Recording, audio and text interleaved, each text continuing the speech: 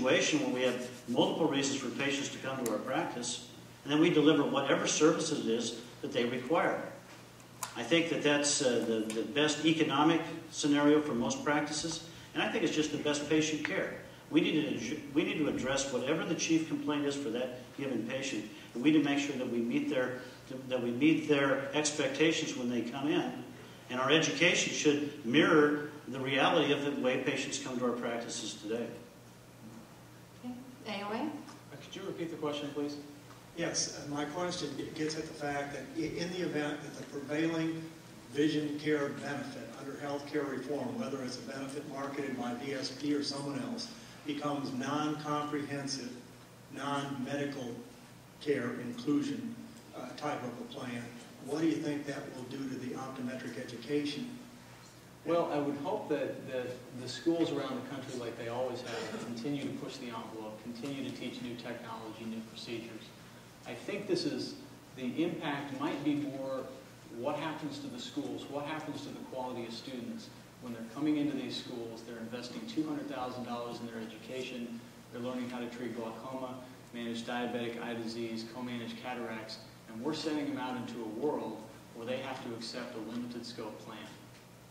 And we're telling them, all right, you can start a practice, but 50%, 75% of what you learn you can't use. Even though maybe the state says you can do it, you're not getting paid for it, you don't have access to those patients. That's our main concern.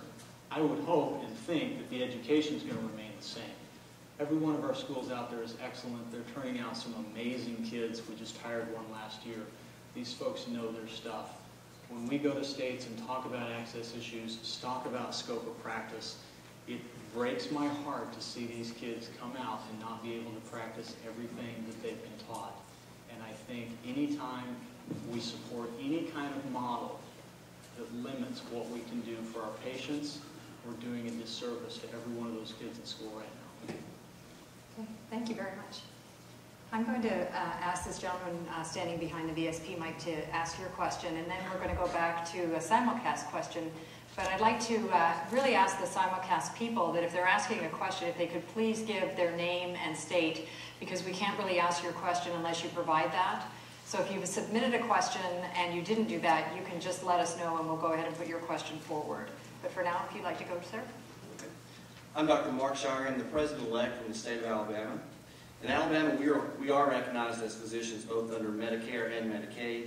We also have laws in place to ensure that our ODs are paid the same as MDs. I have 2 points. You mentioned that keeping reimbursement down is a bad thing. At least in my practice, VSP reimbursement has been frozen since 2008. Usually at levels that are 50% of what even Medicare's value those services. We've also talked tonight about parity between ODs and MDs. With standalone plans now, we don't even have parities between ODs. Why should my state support standalone plans when they are guilty now of the very same issues that you bring up as possible issues with healthcare exchanges in the future? First off, congratulations on your ability to have equal pay parity and access. From a California doctor standpoint, I'm envious beyond belief. Congratulations. The issue with the fee structures is that in the world that we live in, and in the competitive marketplace in the vision care industry, competitors are offering to pay their doctors lower fees than we are. We have to compete in that pool. It's impossible to raise fees to doctors when that increase in fees goes to the bottom line in which we charge our clients. The largest expenditure that we have is payment to doctors. The easiest way for us to lower our cost and sell more plans is to lower what we pay to doctors. And with 9 out of 13 board members being practicing optometrists ourselves, that's not very likely that we're going to want to do that. So to get back to the marketplace, it's the marketplace that determines these pricing levels. And optometrists out there have accepted lower fees, of course, just for the access part. That's a business decision on their part. AOA, any comment on that? Just a quick comment. We can't really comment necessarily on specific reimbursements, except to say that in our advocacy efforts, we should be paid the same as everyone else is paid for doing the same thing. and we have to advocate for any system that does that. We cannot advocate for any system that pays us less for anything than another system. I'm going to take a question from a simulcast participant, and I'll ask AOA to respond first. It's directed at both parties. From Don Mazel from Louisiana, he asked, what is the difference between a vision exam and a comprehensive eye exam? That's a great question. We've wrestled with that forever. What is the difference? Because vision plans have called themselves vision plans, but the service that's demanded under your contract is a comprehensive eye exam. And for some reason, it got broken off from a health plan, and for some reason, it got valued at a lower value than the health plan actually values that service. I can tell you of an interesting conversation that my director had with a large health plan when they contacted us and said they were thinking about moving the exam into their health plan because they thought it was a better model for them. And the question was, but how do we get the doctors to do it for the same rate they take from the vision plans? And to me, that's embarrassing, because they know that ophthalmology is unwilling in many cases, and the ophthalmologists oftentimes don't have to take that secondary plan. They're oftentimes bypassed. They can go directly to the health plan. But now we have these new relationships that have been made where the optometrists are forced to join the discount material benefit plan. So the health plans know that it's the same service, and the health plans know that by contract we will provide a comprehensive medical eye exam. And honestly, based on state law, am I right? Every state has a law that dictates what the components of an eye exam are. So truly, there is no difference except for what it's called. Okay. VSP, would you like me to repeat the question? Okay, the question is, what is the difference between a vision exam and a comprehensive eye exam? Well, I would submit to you that what drives the patient care and the course of the examination has really got to be the patient's chief complaint. In our practice, we try to establish both a vision chief complaint and a medical chief complaint. And we try to make sure that the examination is driven by whatever the primary complaint was. At that point, then, a decision has to be made and treatment plans have to be constructed to march down whatever direction or whatever our examination discovers. So we should end up with a vision a vision chief complaint leading to a treatment plan, just like we should end up with a medical chief complaint leading to a medical chief one to the other. You know what I mean? The point being that we need to be able to address both areas, and it may or may not happen on that one singular visit. One of the big confusions that we have is we have this assumption, or I think a lot of optometry still has the assumption, that everything happens all in one visit. But in fact, what we're actually suggesting that people remember to do is that if it's a vision chief complaint, one should be, in fact, able to take care of that problem, discover other medical issues, and then plan additional treatment to address the medical issues. The same thing would be true if it was a medical chief complaint and there was some confusion about coverage. The idea would be to coordinate benefits with the vision care plan and to be able to give the patient the best benefit of both sides of that equation. Again, access is important here. We've got to get back to how do patients access our practices and what reason do they come in for. We're suggesting that patients can come to our practice for any reason they choose, and it's our job as doctors to determine what treatment that they're going to require for that visit and subsequent treatment down the road. I just want to add one thing. We see an increasing number of ophthalmologists opening dispensaries and applying for participation on the VSP panel, and we pay them the exact same reimbursement fees for exams that we do ODs. And those ophthalmologists don't seem to have any issues with getting involved in our plan, opening those dispensaries, and taking advantage of seeing those patients through VSP. Okay. I'm going to ask this young lady here. You've been waiting a long time, so a question for VSP.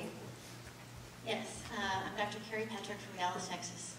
And we've heard Dr. Gerald, Dr. Jordan, and Dr. Montequila make a compelling case for integration of optometric care within the medical health plan business model. They've shared their concerns with us about the risks to the profession and the current standalone segregated care model.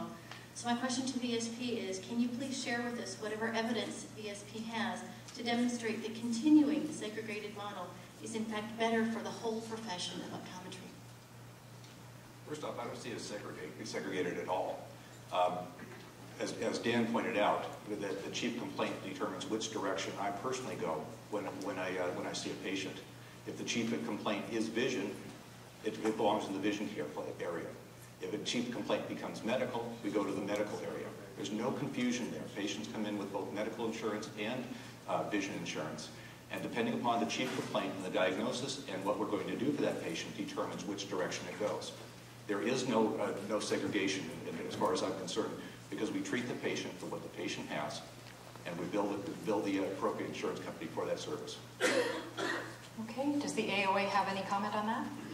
No, obviously, as I've said before, really what we want to see is every patient have access to every doctor for every service. And I think that there are challenges based on the marketplace as it's structured today.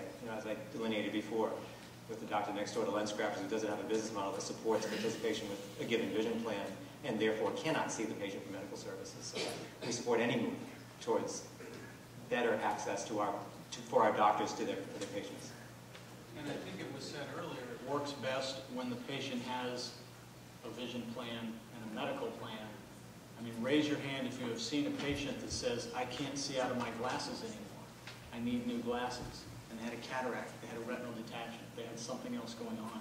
You don't know when that chief complaint comes out of their mouth whether it is a change in prescription, whether it is some serious pathology. So that's why we see the only model that works is where the two are truly integrated, where you have access to that patient has access to you, and the two of you together can take care of that patient from start to finish, regardless of what that chief complaint is.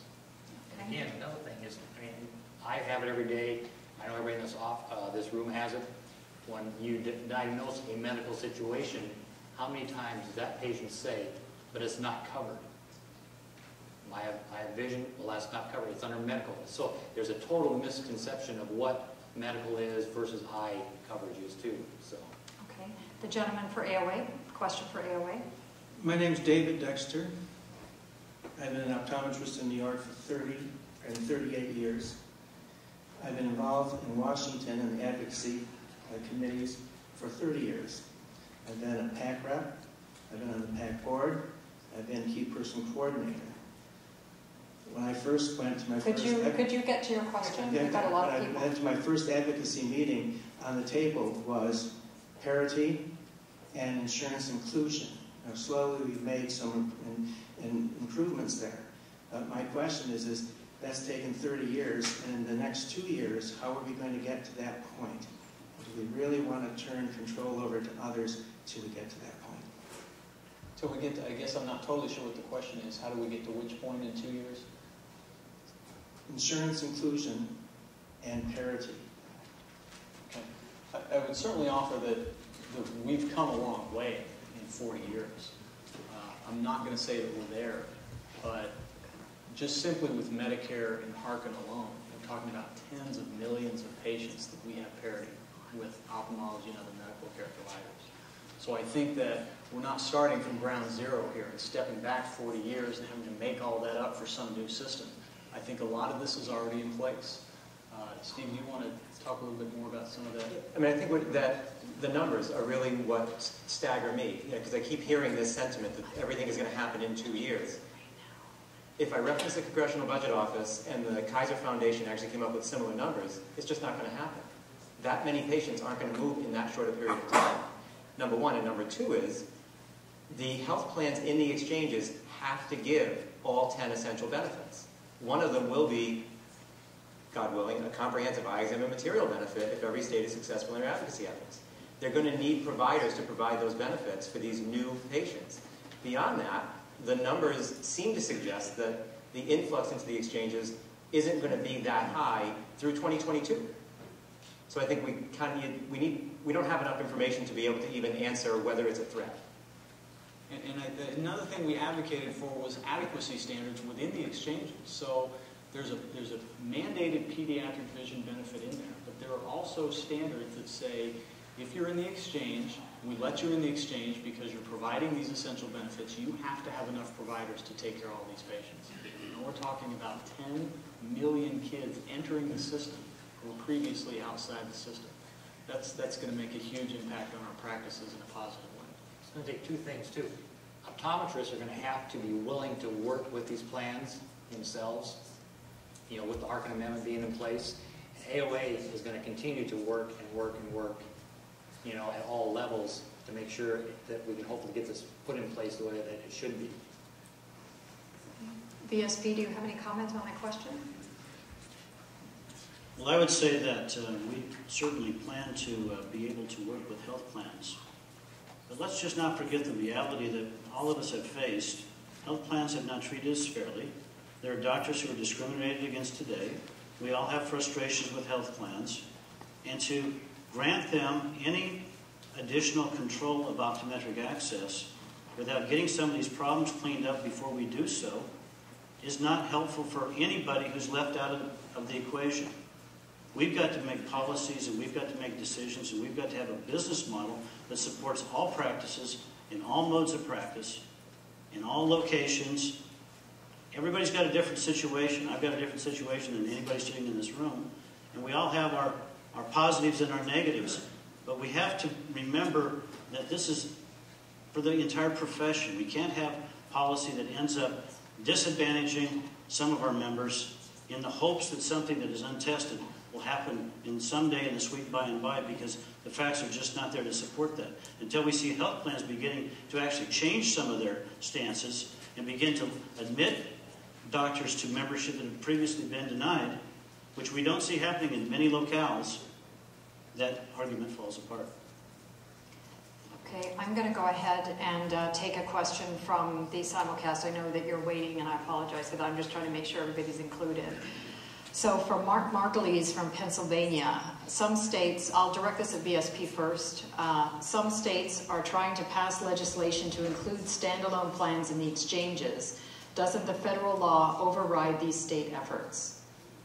Yeah, I think that right now the federal law has not made a decision about whether or not standalone plans can be included in the exchanges. When the exchange rules came down about 5 or 6 weeks ago, it was left open on whether or not standalone vision plans would be able to participate in the exchanges. And so, as it stands right now, it is a state-by-state issue, and states that are out in front of this are overwhelmingly, after they've looked through the factual information, come to the conclusion that it's better to preserve access available through standalone plans than to gamble what will happen if we can't get access with those plans not being available in the exchange. As a matter of fact, the first state to pass their exchange law, the state of Maryland, included specifically standalone plans in their law because they wanted to ensure that access would continue. They did not want to gamble on the unknown.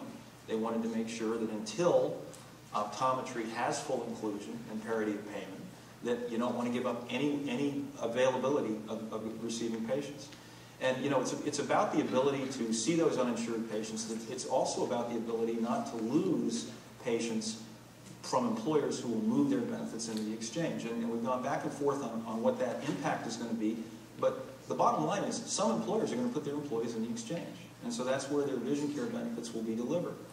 And the other piece that we really haven't talked about is that the NABCP did a very good study around utilization with a bundled medical vision plan versus a standalone vision plan. And basically what they found is that the utilization under a bundled medical plan goes down by half. And so employees who are receiving their vision care through a medical plan go about half the time. So not only could there be a loss of patients that you see today, but the utilization of the patients you're eligible to see could go down by half. And so that's really what's at stake here. And we're hopeful that Health and Human Services will come out and rule on a national basis that it does make sense to continue standalone vision plans alongside the other types of delivery in the national exchange and as a result in all 50 state exchanges. Okay, AOA? Just to quickly reference the federal government's guidance to the states, the federal government has said you have to set up, okay, in basic terms, they've gone to the states and said there are 30 million uninsured Americans that will be eligible under these criteria, and we have to cover them through this thing called the exchange. Okay, these are folks, this is what the whole debate was about, was the uninsured, because that's the burden on the system. How are we going to take care of people that have no plan right now, that have no insurance plan, no standalone vision plan, nothing? Well, we need to take care of them. So here's a comprehensive package you have to put in place as a state. We're going to call this the exchanges. This is going to cover 30 million eligible people And the plans that you set up in the exchange to cover those people have to have these essential benefits, so that you couldn't get just any insurance company with any just kind of, I guess, random cost-sharing arrangement or price or premium cap or anything like that. They set the standard and said, this is what we think a health plan should be in the exchange for these uninsured people, okay? And so they listed these 10 criteria, one of which is children's eye care, okay? So now people who had nothing, no insurance, no vision plan, nothing, are going to have something. And these are the criteria that have to be met. And around those criteria, you can design the exchange from a state level. So what we know for sure at this point is that the framework has been put in place. There is a little bit of flexibility that the states can exercise in setting these up. If the states are inflexible, if they're not meeting the federal criteria with the exchanges that they've set up for whatever reason, how that becomes challenged later on, it just remains to be seen. Well, and the other important thing to remember about the exchanges is the default. Many states many states are going to default to the federal plan. The federal government said that if the state doesn't set up an exchange by 1/1/13, they will default to the federal plan, and the federal plan is very likely to be modeled on the FedVIP plan. Many of you see patients with federal employee insurance, and the FedVIP plan actually is a plan that connects the health insurance, in most cases, to a vision benefit, and they have a choice of several vision plans. So we see that as being a very viable alternative in a lot of states. We don't know what's going to happen, to be completely honest. There's no crystal ball on it. Okay, what we're going to do, we're coming close to the end of our session. It's amazing how quickly things go, but I'd like to respect the people that are standing at the mic, so we're going to enable you to ask your question and then take the final question from the simulcast audience. So, sir, if you would like to go ahead. Thank you for taking my question. And before that, I'd like to ask the panelists to really watch the time, because we are pretty tight now, so if you could be really succinct with your answers, that would be great. Sorry, go ahead. I'm Dr. Jerry Gerdes from the state of Louisiana, and my question actually related to exactly last statement that you made. In the state of Louisiana, we're not going to more than likely be participating in the healthcare exchange. So will standalone vision plans be able to participate in those states that choose not to? I think, as I just said, the honest answer is we don't know. The likelihood is it'll default to the federal plan. The federal plan, or the federal exchange plan, but we don't know how they're going to model that. The likelihood is it'll be modeled on the FedVIP plan, so very likely they'll have vision plans of some sort. Now, the one thing I don't know is in the FedVIP plan, and you may be able to answer for me, if standalone plans are allowed through the FedVIP, or if it's health plan with an attached vision plan. So we're the only standalone plan in the FedVIP plan. The other two plans offered today are associated with medical plans. And that's why I said it has not been determined whether or not a standalone plan will be able to participate in the federal exchange. And we're waiting to find that out. Thank you. Okay, would you like to go ahead? My name is Tia Patzman. I'm president-elect of the North Dakota Optometric Association. And I'd just like to say, we've worked hard as optometrists to participate in the medical plans and have access to all of our patients. So when we work with our state legislatures and create an exchange, we would expect a plan on the exchange which has, in your words, medical equality and access to patients. However, VSP discriminates against any willing provider, therefore does not allow for medical equality and restricts our access to patients. VSP does not allow a provider to participate in